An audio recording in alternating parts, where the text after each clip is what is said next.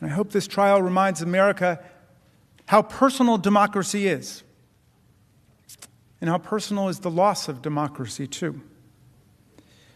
Distinguished members of the Senate, my youngest daughter, Tabitha, was there with me on Wednesday, January 6th. It was the day after we buried her brother, our son Tommy, the saddest day of our lives. Also, there was my son-in-law, Hank, who's married to our oldest daughter, Hannah, and I consider him a son, too, even though he eloped with my daughter and didn't tell us what they were going to do.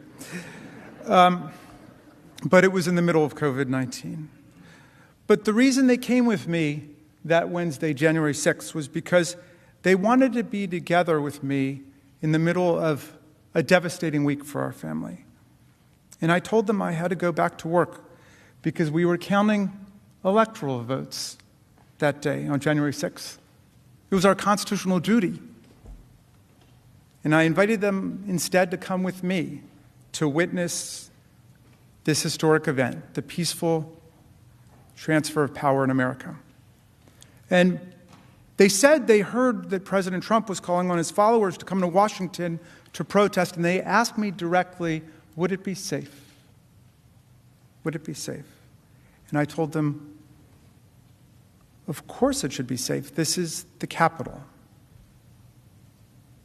Steny Hoyer, our majority leader, had kindly offered me the use of his office on the House floor because I was one of the managers that day and we were going through our grief. So Tabitha and Hank were with me in Steny's office as colleagues dropped by to console us about the loss of our middle child, Tommy, our beloved Tommy. Mr. Neguse and Mr. Cicilline actually came to see me that day. Dozens of members, lots of Republicans, lots of Democrats came to see me. And I felt a sense of being lifted up from the agony. And I won't forget their tenderness.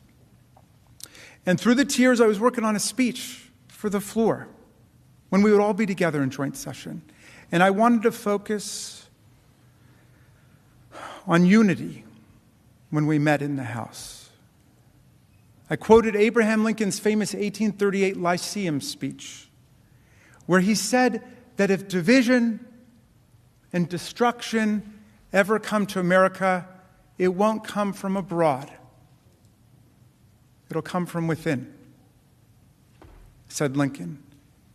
And in that same speech, Lincoln passionately deplored mob violence. This was right after the murder of Elijah Lovejoy, the abolitionist newspaper editor. And Lincoln deplored mob violence, and he deplored mob rule. And he said it would lead to tyranny and despotism in America. That was the speech I gave that day after the House very graciously and warmly welcomed me back. And Tabitha and Hank came with me to the floor, and they watched it from the gallery. And when it was over, they went back to that office, Steny's office, off of the House floor. They didn't know that the House had been breached yet, and that an insurrection, a riot, or a coup had come to Congress. And by the time we learned about it, about what was going on, it was too late. I couldn't get out there to be with them in that office. And all around me, people were calling their wives and their husbands, their loved ones, to say goodbye.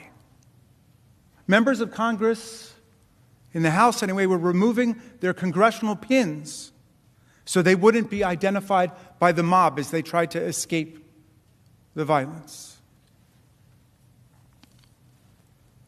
Our new chaplain got up and said a prayer for us, and we were told to put our gas masks on. And then there was a sound I will never forget, the sound of pounding on the door like a battering ram. The most haunting sound I ever heard, and I will never forget it. My chief of staff, Julie Tagan, was with Tabitha and Hank locked and barricaded in that office, the kids hiding under the desk, placing what they thought were their final texts and whispered phone calls to say their goodbyes. They thought they were going to die. My son-in-law had never even been to the Capitol before. And when they were finally rescued, over an hour later by Capitol officers, and we were together, I hugged them, and I apologized, and I told my daughter Tabitha,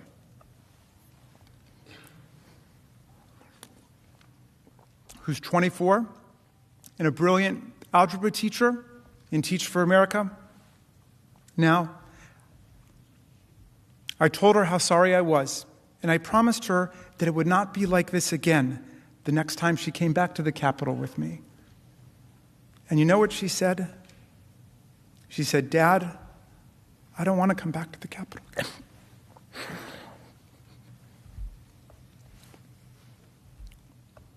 Of all the terrible, brutal things I saw and I heard on that day, and since then, that one hit me the hardest. That and watching someone use an American flagpole with the flag still on it to spear and pummel one of our police officers ruthlessly, mercilessly, tortured by a pole with a flag on it that he was defending with his very life. People died that day. Officers ended up with head damage and brain damage. An officer had a heart attack. An officer lost 3 fingers that day.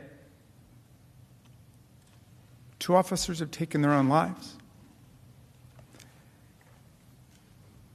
Senators, this cannot be our future. This cannot be the future of America. We cannot have presidents inciting and mobilizing mob violence against our government and our institutions because they refuse to accept the will of the people under the Constitution of the United States. Much less can we create a new January exception in our precious, beloved Constitution that prior generations have died for and fought for, so that corrupt presidents have several weeks to get away with whatever it is they want to do. History does not support a January exception in any way, so why would we invent one for the future?